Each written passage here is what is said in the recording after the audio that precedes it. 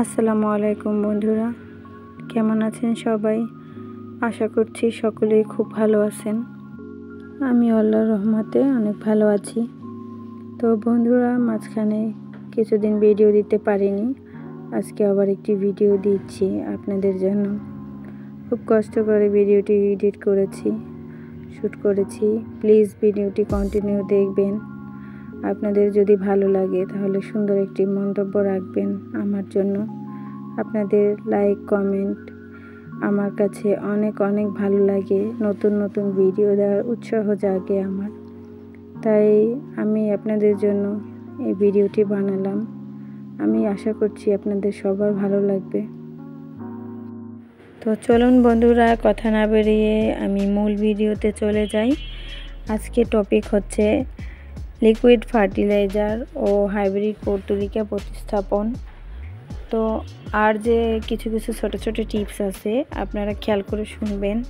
আপনাদের ছাদ বাগানের জন্য খুবই উপকারী টিপসগুলো। তো দেখুন, এই যে গাছটা, এটা হচ্ছে হাইব্রিড একটি পর্তুলিকা। তো এইটা আমি ছোট্ট একটি ডাল বসিয়েছিলাম, কাটিং বসিয়েছিলাম। সেই কাটিং থেকে এত সুন্দর একটা হেলদি গাছ হয়েছে। তো এটাও আমি এখন কাটিং করে এটা থেকে অনেকগুলো চারা বানাতে পারবো। পর্তুলিকা এমন একটি গাছ যেটা খুব সহজে কাটিং থেকে গ্রো করা যায় ইজিলি। আপনি এভাবে আপনার বড় একটা ডাল এনে যেটাকে ছোট ছোট করে কাটিং করে সেটা থেকে আপনি অনেকগুলো গাছ বানাতে পারবেন। শুরু থেকে আমার কাছে কিন্তু অত বেশি গাছ ছিল না। আমি এভাবেই কাটিং থেকে বসে বসে আমার বাগানে এত গাছ করেছি। এখনও অনেক অনেক কালেকশন নেওয়া আমার বাকি আছে। তো আমি এগুলো মাটির পাত্রে আজকে লাগাবো।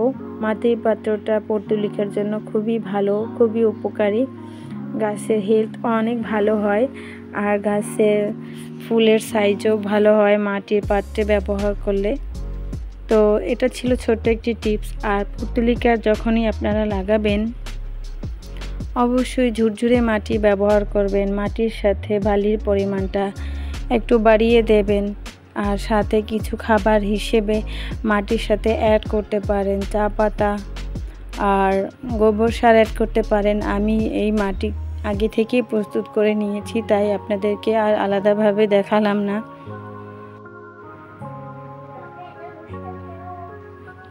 গাছগুলো বসানোর আগে আমি একটু লিকুইড চা দিয়ে দিলাম গাছে। আর কিভাবে চাটা বানাইছি আপনাদেরকে আমি পরে দেখাবো। তো দেখুন, এই যে গাছগুলো আমি কিভাবে বসাই। পাতার দিকটা সবসময় উপরে দেওয়ার চেষ্টা করবেন, তাহলে গাছগুলো খুব তাড়াতাড়ি গ্রো করবে। আর লাগানোর পরে 4-5 দিন ছায়াযুক্ত স্থানে রাখবেন অবশ্যই, কারণ না হলে এই গাছগুলো আপনার মারা যাবে। ছায়াযুক্ত স্থানে রাখলে একটা গাছও মারা যাবে না, আর খুব সুন্দর করে গ্রো করবে গাছগুলো। দেখুন, অলরেডি আমার লাগানো শেষ। এই পর্যায়ে এসে আমি এখানে আরও কিছু কালারের পর্তুলিকা অ্যাড করে দিচ্ছি আমার ছাদ বাগান থেকে। তো সেগুলো দেখুন, এই যে বসানো অলরেডি প্রায় শেষ। 3-4 কালারের আমি দিয়ে দিয়েছি। এখন যখন ফুল ফুটবে একদম মনে হবে একটা জীবন্ত ফুলদানি। তো কথা বলতে বলতে আমার অলরেডি সব গাছগুলো বসানো শেষ হয়ে গেছে। এখন এগুলোকে ছায়াযুক্ত স্থানে আমি 4-5 দিনের জন্য রেখে দেব।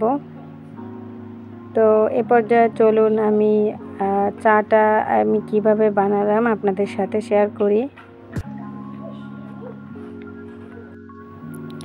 কিছু পেঁয়াজের খোসা আমি একটা পাত্রে ভিজিয়ে রেখেছিলাম 2 দিনের জন্য। তো 2 দিন পরে আমি এখানে একটা ভিটামিন ই ক্যাপসুল অ্যাড করেছি। পুরো একটা ভিটামিন ই ক্যাপসুল দেওয়ার পরে এই চাটা তৈরি হয়ে গেছে। এটা আমি এখন গাছে ব্যবহার করব। তবে ব্যবহার করার আগে অবশ্যই আপনারা এগুলো ছেঁকে নেবেন, না হলে গাছের গোড়ায় ছত্রাক পড়তে পারে। তো ছত্রাক থেকে বিভিন্ন ধরনের খারাপ পোকামাকড় আপনার গাছে হতে পারে। আর তখন আপনার গাছগুলো নষ্ট হয়ে যাবে আর সব পরিশ্রম বৃথা যাবে। তাই চলুন এগুলো আমি গাছে ব্যবহার করি।